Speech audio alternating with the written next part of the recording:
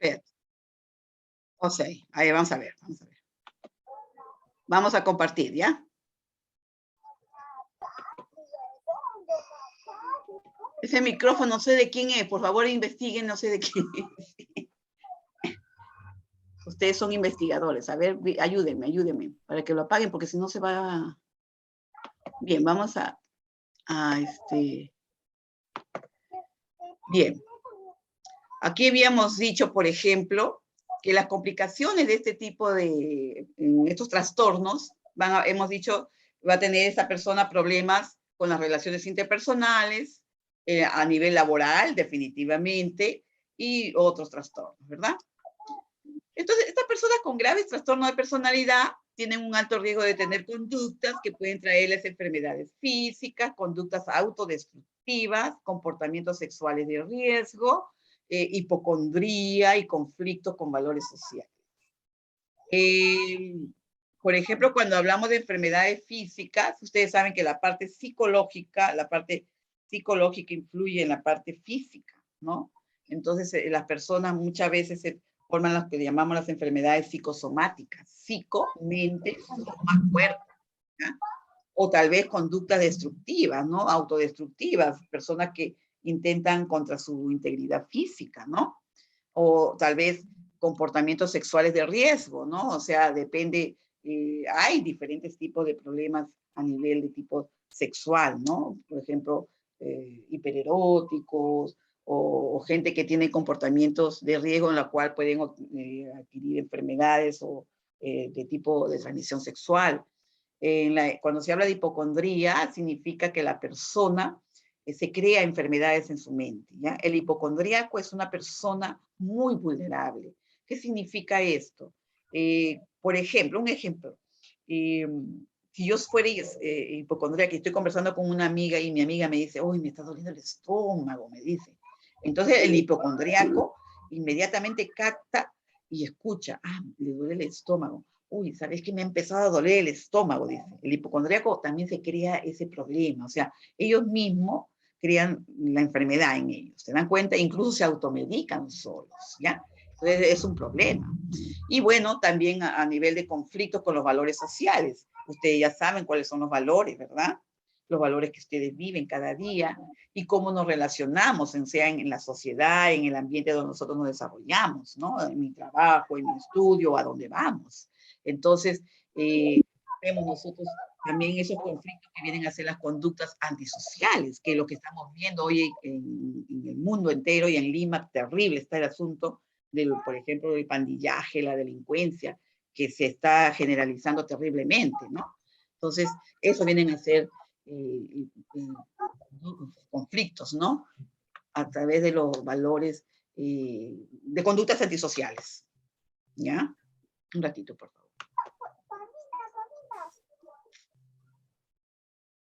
Se congeló. No pasa.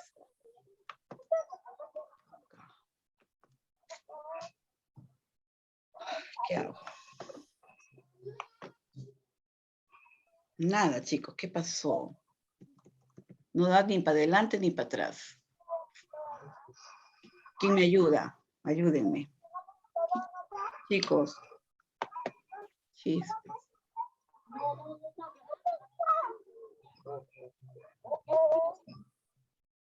Una ayudita. No pasa. Nada. Ahí está. Ahora sí funcionó. Ya se descongeló. Bien, vamos a ver, por ejemplo, que en estas complicaciones también vamos a ver que las personas son propensas a caer en procesos psiquiátricos como resultados del estrés. Jovencitos, el problema desde el siglo XX, XIX, XXI, XXII, XXIII, lo que sigue, el estrés es uno de los problemas que están desencadenando muchas enfermedades, ¿sí? Psicosomáticas, incluso enfermedades hasta de tipo cáncer. Si las personas no sabemos dirigir ese estrés, que hay muchas ayudas, por ejemplo, cuando tú te sientas muy estresado, las terapias de respiración, el yoga, la meditación son terapias que te van a ayudar muchísimo a poder sobrellevar el estrés, ¿ya? Ahora vamos a ver que muchas veces estas personas son menos propensas a seguir pautas de tratamiento prescritos por los profesionales. Cuando se busca ayuda, alguien de la familia tiene que ir, ¿no? Definitivamente, y ayudar a esta persona a brindarle la terapia, enseñarle cómo medicarlos, todo eso, porque esto es muy importante. Son antidepresivos, ansiolíticos o antipsicóticos, eso es de mucho cuidado, ¿ya? A menudo tienen una relación escasa con sus médicos. Por favor, ¿quién es? ¿Quién es? Ayuda. A menudo tienen una relación escasa con sus médicos porque renuncian a responsabilizarse de sus conductas, o muchas de ellos son desconfiados, ¿no? O sea, no tienen confianza en los profesionales, entonces ahí ellos presentan su desajuste social. Bien, por ejemplo, vamos a ver que la lista de trastorno de personalidad, ¿no? Bien. En esta lista de trastornos, esa DSM significa que es un manual de diagnóstico y estadístico de los trastornos mentales según la Asociación Psiquiátrica de Estados Unidos, ¿ya? Entonces, ese DSM significa en las palabras, las siglas en inglés, ¿ok? Entonces, aquí, estas enfermedades, estos trastornos, se van a clasificar según, por ejemplo, los rasgos de personalidad, ¿no? Que esto van a ser como patrones persistentes, de formas de percibir, de relacionarse y pensar sobre el entorno y sobre uno mismo, y que se ponen de manifiesto en una amplia gama de contextos sociales y personales, ¿ya? Entonces vamos a ver también otro punto, que ahí lo vamos a ver, trastornos de personalidad, se dan cuando estos rasgos patológicos son egosintónicos, o sea, de él mismo, ¿no? Su mundo interno. Estos rasgos de personalidad se hacen inflexibles y desadaptativos, ¿ya? Entonces, cuando causan, por ejemplo, un deterioro funcional significativo o un malestar subjetivo en la persona que lo padece, ¿ya? Miren esa imagen. Entonces, por ejemplo, vamos a visualizar que un hecho fundamental diferencia al paciente con trastorno de personalidad del paciente neurótico, ¿ya? O sea, mire, ahí van a ver ustedes la diferencia. En el caso de un paciente neurótico, son autoplásticos, son por ellos experimentados como egodistónicos, o sea, sus emociones, ¿no?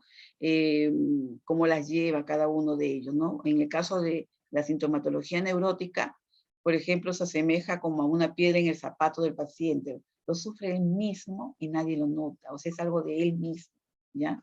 Imagínense que se les mete una piedrita en el zapato, te va a incomodar muchísimo, ¿verdad? Entonces aquí nos está diciendo que esto es algo interno de esa persona que lo padece, él solo lo padece él solo, ¿no? Ahora, por ejemplo, en los trastornos de personalidad, son aloplásticos, son más amplios, son plenamente aceptados por el ego del mismo paciente, y la sintomatología de la personalidad anómala es como el aliento con olor a ajos, ¿no? Solamente lo sufre el observador, o sea, la persona que lo mira, que lo ve, ¿se dan cuenta? Por sus comportamientos. O sea, ellos ni se dan cuenta muchas veces, el que se da cuenta es el otro, ¿no? El observador. Por eso es que muchas veces la familia se da cuenta que algo no está marchando bien y definitivamente buscan ayuda para su ser querido que está presentando este problema, ¿no?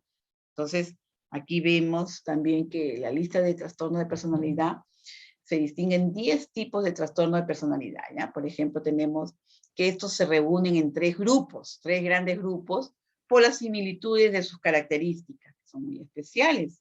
Ahí vamos a tener al grupo de los raros excéntricos, grupo A. Recuerden, ¿quién es el grupo A? Los raros excéntricos. Vamos a hablar de ellos, ¿ya? Este grupo de raros excéntricos, este grupo de trastornos se caracteriza porque el patrón penetrante de cognición de la persona afectada es de sospecha. Él o ella sospecha que todos están confabulando algo en contra de ellos todo el tiempo, ¿ya? Están mirando, todos así desconfiados, sospecha, ¿ya? Que algo están tramando contra él. Ahora, por ejemplo, En la expresión, tienen muchas veces un lenguaje raro, ¿no? Que a veces que hablan incoherencia, que tú no le vas a entender. Por ejemplo, en la relación anormal con otros anormales, ¿no? Como entre ellos, por ejemplo, entre las personas que tienen estos problemas, se va a presentar entre ellos el aislamiento, se aísla, se aleja, ¿ya? Entonces, ni siquiera buscan para conversar o al menos compartir algo, no, se aísla, ¿ya? Entonces vamos a ver aquí también, en estos rasgos excéntricos, vamos a hablar de los paranoides, ¿ya? Ellos son excesivamente desconfiados, y esa desconfianza es injustificada, está en su mente, ¿no? Tiene mucha suspicacia, son muy hipersensibles, ¿no? Y su restricción es afectiva, o sea, no manifiestan sus emociones, por ejemplo, de afecto, de cariño, ¿no? Entonces, tienen problema para eso. El esquizoide, ¿no? En el grupo A de los rasgos excéntricos tenemos al paranoide y el esquizoide, ¿ya? En el esquizoide, por ejemplo, tienen dificultad estos pacientes para establecer relaciones sociales, ya tienen esa dificultad, no son personas muy fácilmente de entablar relaciones sociales, ¿no? Tienen ausencia de sentimientos cálidos, no son empáticos y ausencia de ser tiernos, ¿no? Indiferencia a la aprobación o crítica, o sea, no les importa nada, ¿ya? Ahí tenemos otro. Tenemos el paranoide, el esquizoide y el esquiziotípico. Aquí en el esquiziotípico, ustedes están viendo, son anormalidades de la percepción de su pensamiento, del lenguaje y de la conducta, ¿ya? Que no llegan a reunir los criterios para la esquizofrenia, ¿ok? Aquí hay anormalidades en la percepción de su pensamiento, ¿ya? De su lenguaje, de su conducta, ¿bien? Entonces aquí vamos a ver al grupo B, ¿ya? Estos son, entonces en el grupo A, que son los raros excéntricos, ya ven las características de este trastorno, ¿no? En sus expresiones, en sus relaciones y su patrón penetrante de cognición. Entre ellos tenemos al paranoide, el esquizoide y el esquiziotípico, ¿ok? Ahora entramos al grupo del grupo B. Este es un grupo que se clasifica como dramáticos, emotivos o inestables, ¿ya? Aquí en este grupo se caracteriza porque ellos tienen un patrón penetrante de violación de las normas sociales, ¿no? O sea, ellos son los antisociales, digamos, ¿no? Ellos tienen el comportamiento criminal, ¿no? Por ejemplo, tenemos los asesinos en serie, ¿cómo le llaman ahora esos que les pagan para matar? Bueno, son comportamientos antisociales, ¿no? Criminales, ¿ok? Bien, entonces tenemos los comportamientos también impulsivos, ¿ya? Muchas veces presentan una emotividad muy excesiva y de grandiosidad, ¿no? Entonces, ese es su tipo de comportamientos, ¿no? Otro punto que también presentan con frecuencia acting up, o sea, esterilización de sus rasgos, por ejemplo, llevando a rabietas, ¿no? Esas manifestaciones. Ustedes han visto a los niños, ¿no? Cuando se portan a veces mal o como pataletas. Comportamiento muchas veces también autoabusivo y muchos arranques de rabia, no se controlan, ¿bien? Entonces, en el caso de ellos, vamos a tener en este grupo al antisocial. Esta conducta antisocial continua y crónica en la que se violan los derechos de los demás, ¿ya? Esta persona está haciendo daño, pero ellos sí tienen derechos, pero violentan los derechos de los demás. ¿Mm? Entonces, violan los derechos de los demás, se presentan antes de los 15 años y persisten en edad adulta. Entonces hay que tener mucho cuidado con nuestros púberes, nuestros adolescentes, cuando vienen los cambios, ¿no? Y lógicamente, si ya se formaron, nadie los corrigió, definitivamente va a persistir durante la edad adulta, ¿ya? Y vemos también estos dramáticos emotivos como límites, ¿no? Aquí vemos inestabilidad en el estado de ánimo, en su identidad, en la autoimagen y la conducta interpersonal se va a ver afectada, ¿ya? y vamos a tener los histriónicos, ¿ya? Esos histriónicos son como tipo conducta teatral, esos graciosos, ¿no? Reactiva y expresada intensamente con relaciones interpersonales marcadas, por ejemplo, por la superficialidad, egocéntricos, ¿no? Ellos el centro del mundo. Muchas veces también manejan mucho lo que es la hipocresía y la manipulación. Son manipuladores, ¿no? E hipócritas. Ustedes saben lo que es la hipocresía, ¿no, chicos? Y bueno, la manipulación, ¿no? Que son personas que hablan mal de otros, manipulan a otros, ellos son la perfección del mundo, pero dejando mal a otros, ¿ok? Entonces, manipula mucho. Esos son los histriónicos, ¿ya? Entonces, en los dramáticos emotivos inestables, tienen su comportamiento, su patrón penetrante de violación de los derechos a las normas, hemos dicho los antisociales, son comportamientos impulsivos, y bueno, hay una esterilización de sus rasgos. Aquí presentamos a los antisociales, de personalidad límite y la personalidad histriónica, ¿ya? Bien, vamos a ver al narcisista también en este grupo. En el grupo B vemos al narcisista también, ¿ya? Este narcisista tiene sentimientos de importancia, grandiosidad, ellos son los máximos, son el centro del mundo, fantasías de éxito, necesidad de ser exhibicionista, de atención, admiración, explotación interpersonal. O sea, ellos son lo máximo, ¿no? Son la perfección, ¿ya? Entonces, en eso constan este tipo de trastornos, ¿ya? Ahora tenemos al grupo C. Ya hemos dicho grupo A, grupo B y grupo C. En el grupo C tenemos a un grupo muy interesante, ¿no? Que son los ansiosos o temerosos, así los han clasificado.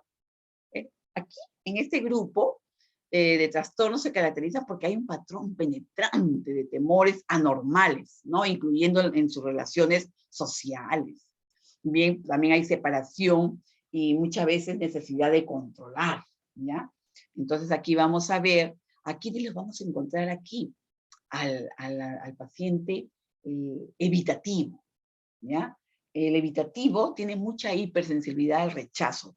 Si tú no lo aceptas algo, se siente tan dolido que, o sea, el rechazo para ellos como que los anula totalmente. La humillación o la vergüenza, ¿no? Todo eso, ellos evitan todas esas situaciones, ¿no? Hay un retraimiento social a pesar del deseo de afecto que ellos tienen y una muy baja autoestima, ¿ya? Evitan situaciones, evitan relacionarse, por eso es que hay problemas aquí.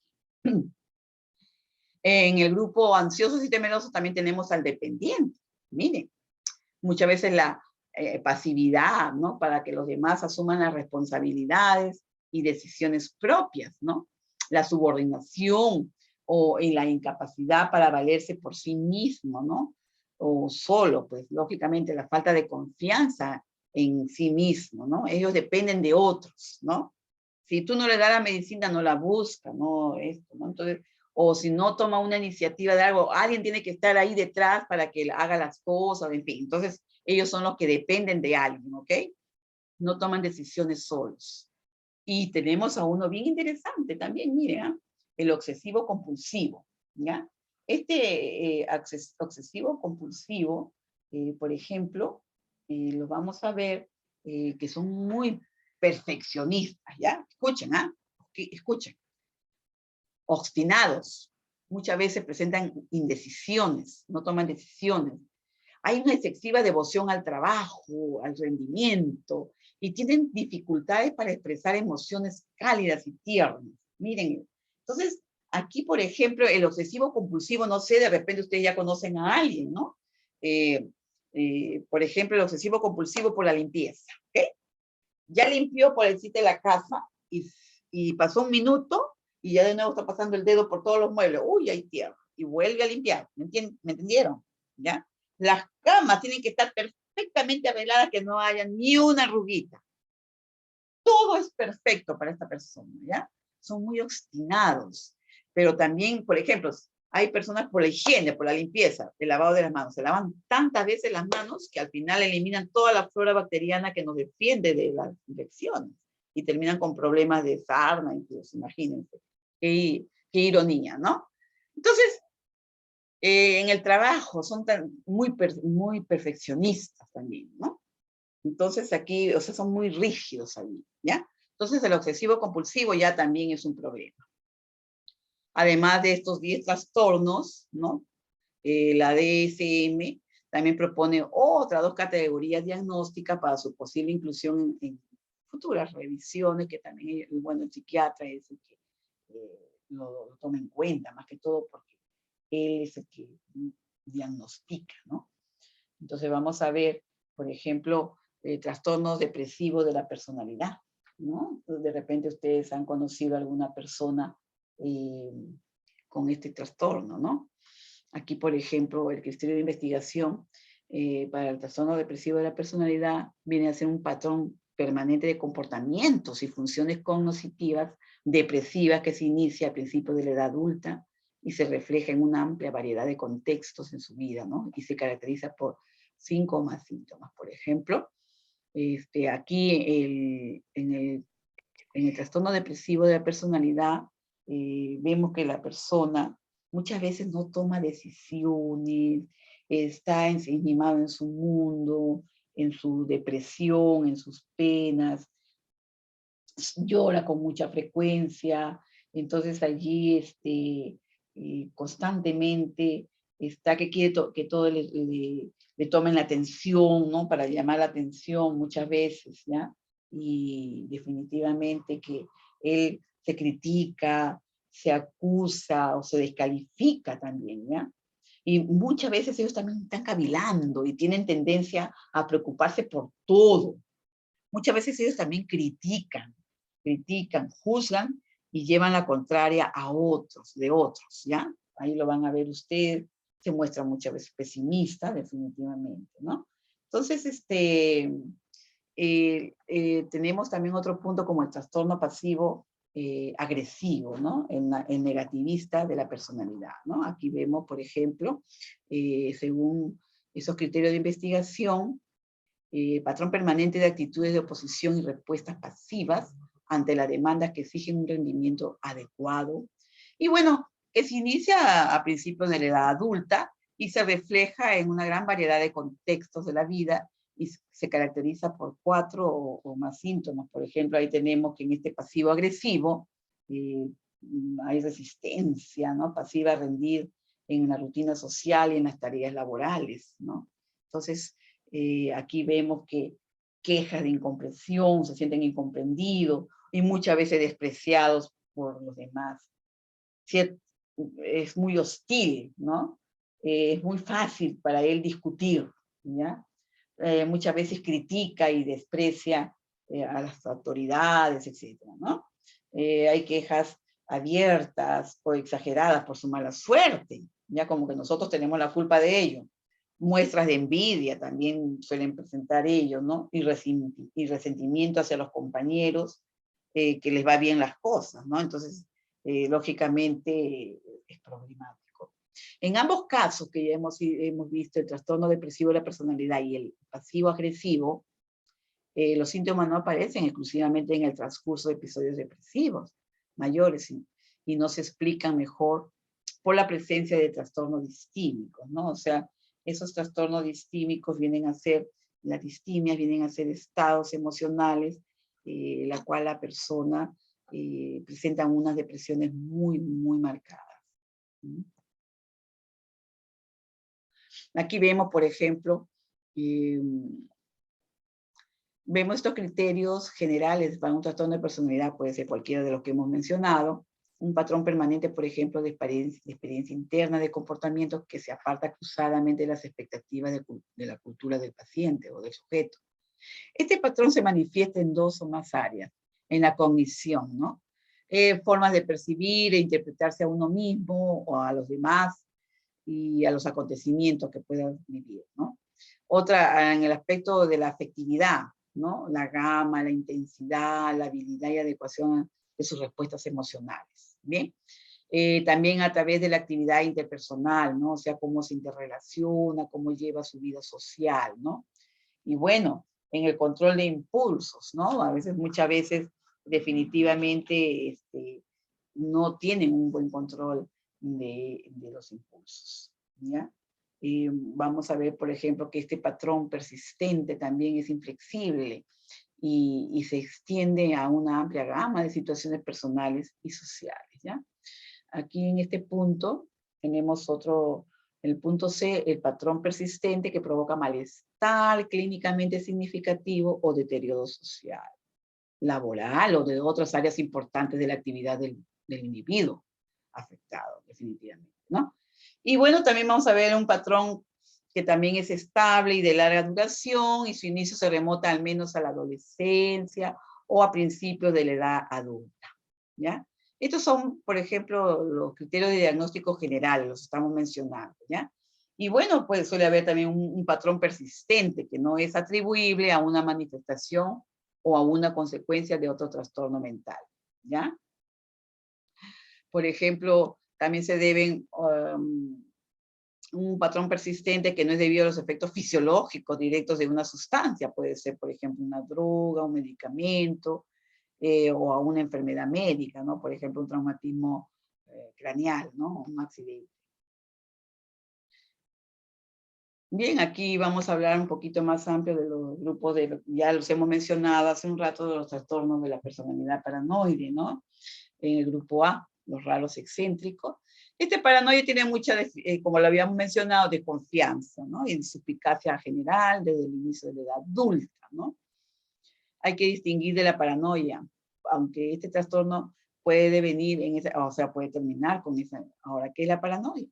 Es un estado de salud mental acusado por delirio autorreferentes, ¿ya? Hacia él mismo, o sea, la persona afectada, que causan situaciones angustiantes, ¿ya? Sentirse perseguido por fuerzas incontrolables, o muchas veces ellos manifiestan fuerzas diabólicas, se manifiestan también con diferentes delirios, ¿ya? Entonces ya hay problemas. Aquí en la personalidad esquizoide, por ejemplo, van a ver ustedes que tienen un patrón general de distanciamiento de sus relaciones sociales y de restricción de la expresión emocional en el plano interpersonal, que comienza al principio de la edad adulta y se da en diversos contextos. Y esto es muy diferente de la esquizofrenia, ¿ya? ¿Pero qué es la esquizofrenia? ¿Ya?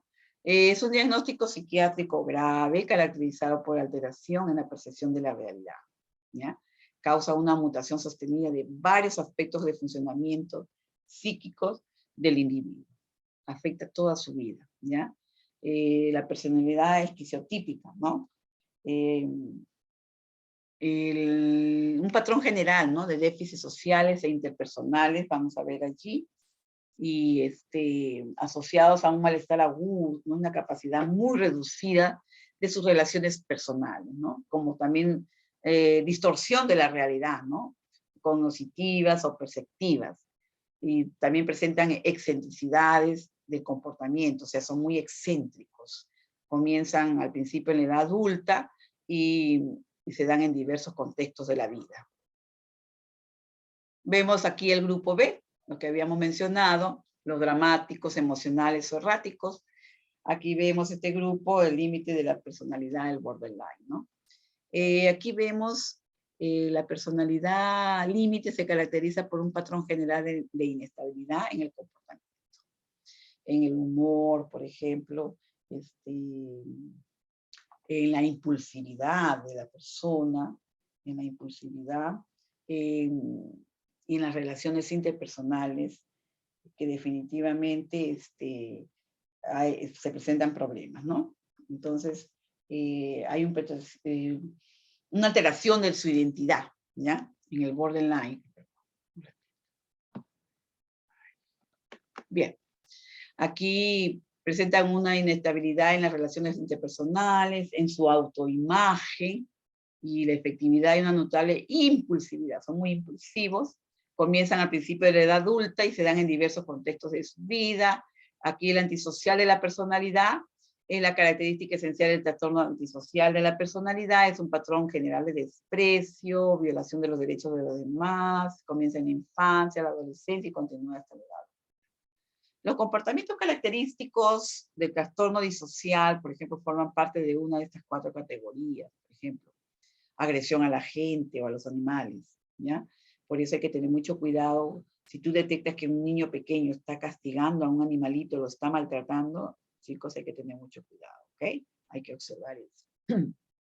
Otros que hacen fraudes, hurtos, ¿no? Roban. Destrucción de la propiedad, destruyen, ¿no? O violación grave de las normas, no respetan, ¿ya? En estos antisociales, los síntomas y trastornos asociados, tenemos, por ejemplo, a ver,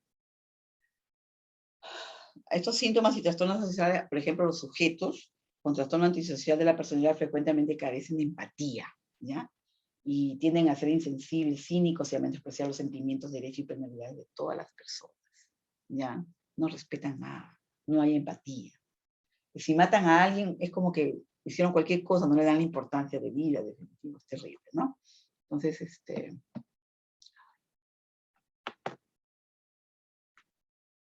ya. Ay, Dios, ¿qué pasó? Ya. Bien, violan los derechos de los demás, empieza generalmente en la adolescencia y sigue durante la vida si es que no lo corrigen, claro está. Vamos a ver también diferencias entre comportamiento antisocial y el trastorno antisocial de la personalidad, ¿no? En el comportamiento antisocial del adulto puede utilizarse para describir comportamientos delictivos, ya lo hemos mencionado, agresivos u otros comportamientos antisociales que llegan a la clínica, ¿no? Pero que no cumplen todos los criterios para el trastorno antisocial de la personalidad.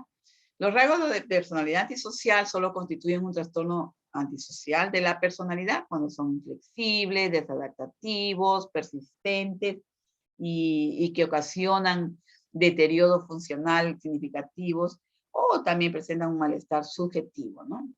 Emocionales. Bien, vemos también aquí trastornos del grupo B, dramáticos, emocionales o erráticos, ¿no? En este punto vamos a ver la personalidad histriónica o la histeria, ¿no? Ahí van a ver ustedes que es un trastorno de desórdenes dramáticos, emocionales o erráticos, ¿ya? Aquí, por ejemplo, los individuos que lo padecen tienen un patrón general de excesiva emotividad. Pachas, por favor, ese micrófono, Pachas, siléncialo, ¿ya? Criterios para el diagnóstico del trastorno histriónico de la personalidad, por ejemplo, se valen, por ejemplo, ¿no? Cuando tú verificas, el profesional detecta un patrón general de excesiva emotividad y una buena búsqueda de atención, que muchas veces empiezan al principio de la edad adulta y que se dan en diversos contextos de la vida. Entonces vamos a ir viendo, por ejemplo, el trastorno narcisista de la personalidad. Este viene a ser también o narcisismo, ¿no? Es un trastorno del grupo B y presentan desórdenes dramáticos, emocionales o erráticos. Poseen un patrón de grandiosidad, como lo hemos mencionado, tienen mucha fantasía de éxito, quieren que lo admiren, pero ellos presentan una total falta de empatía, ¿no? Ellos en todo momento esperan que lo reconozcan, ¿no? Que tienen poder, que brillan, ¿no? Entonces todo eso, exigen también admiración excesiva, debe darse en diversos contextos de la vida. ¿Mm?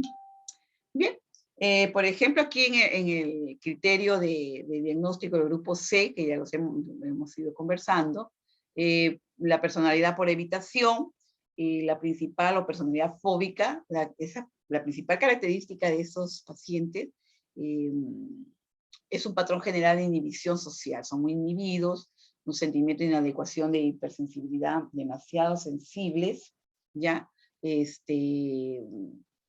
Son muy sensibles a la negativa, a ser rechazados o desaprobados en algo, ¿no? Y evitan la interacción social que comienza este problema empieza en la adolescencia o al comienzo de la edad adulta, según sean los cuadros, ¿no? Los que se puedan presentar. Y está estrechamente relacionado con los trastornos de ansiedad y en especial con la fobia social, por lo que pueden considerarse alternativas de dichos trastornos, ¿ok? Bien. Signos y síntomas. Solo intentan relacionarse, por ejemplo, con los demás si tienen garantía de no ser rechazados. O sea, ellos quieren sentirse aceptados. la pérdida, el menosprecio, el rechazo son muy dolorosos para ellos, son muy hipersensibles, lo que hemos mencionado, ¿verdad? En el trastorno de personalidad por evitación se reconoce por los siguientes tipos, ¿no?, de comportamiento. Por ejemplo, vemos pensamiento de estilo cognitivo, afectivo, emocional, ¿ya? Por ejemplo, aquí, en este criterio diagnóstico de la personalidad por evitación, existe un patrón general de inhibición social, unos sentimientos de inferioridad y una hipersensibilidad de evaluación negativa que comienza al principio de la edad adulta y se da en diversos contextos de la vida, ¿no? Y bueno, vamos a ver que también tenemos personalidad con tendencia a la evitación frente a trastornos de personalidad por evitación, ¿no? Aquí la diferencia radica en el grado de gravedad en que está afectado el funcionamiento del individuo en su vida diaria, ¿ya? Entonces, las características de la personalidad con tendencia a la evitación, ¿no? Por ejemplo, se sienten cómodos con el hábito, con la rutina, ¿ya? Prefieren el conocido a lo desconocido. Entonces, aquí vemos que ellos prefieren la relación estrecha con la familia y con ciertos amigos íntimos, ¿no? Son muy discretos y precavidos en el trato con los demás, tienden a mantenerse muy reservados, tienden a ser muchas veces también curiosos, ¿no? Tienen hobbies, también ciertas aficiones, ¿no? En el caso de las características del trastorno de personalidad por evitación, o sea, en el caso de los enfermos, ellos exageran las dificultades potenciales, ¿no? No tienen amigos íntimos, solo tienen uno, aparte de los familiares de primer grado, su familia, ¿no? Evitan las actividades que implican un contacto interpersonal, huyen de las relaciones sociales. Son incapaces de involucrarse en relaciones personales, a menos que estén seguros de que serán aceptados, ¿se dan cuenta? Miedo a quedar en evidencia por sonrojarse, gritar o mostrar signos de ansiedad ante otras personas, ¿ya? Es retraído en situaciones sociales por miedo de decir algo inadecuado, poco constante. Le resulta difícil centrarse en tareas laborales o aficiones, ¿no? Bien. En el grupo C, por ejemplo, ahí tenemos los temerosos, trastornos para el diagnóstico de los trastornos ansiosos y temerosos. Tenemos, por ejemplo, personalidad, la personalidad por dependencia, ¿no? Vamos a ver que en este caso, el trastorno dependiente de la personalidad es un tipo de trastorno en el que se presentan desórdenes ansiosos o temerosos. Estos individuos tienen una necesidad de que otros, una necesidad general y excesiva de que se ocupen de ellos, ¿ok? También presentan comportamientos de sumisión o adhesión a algo y además un gran temor a la separación, ¿ya? Entonces aquí vemos esos puntos y bueno, los criterios para el diagnóstico, aquí vemos en ellos el trastorno obsesivo compulsivo de la personalidad, tenemos también trastorno anancástico de la personalidad o personalidad obsesiva compulsiva, tienen un patrón general de preocupación por el orden, el perfeccionismo, el control mental, interpersonal, a expensas de la flexibilidad, espontaneidad y la eficiencia empieza a principios de la edad adulta, ¿ya? El trastorno obsesivo compulsivo de la personalidad es diferente al obsesivo compulsivo de ansiedad. Estas personas, por ejemplo, no sé si ustedes han visto esos capítulos que pasan en la TV de los excesivos por acumuladores. Son acumuladores.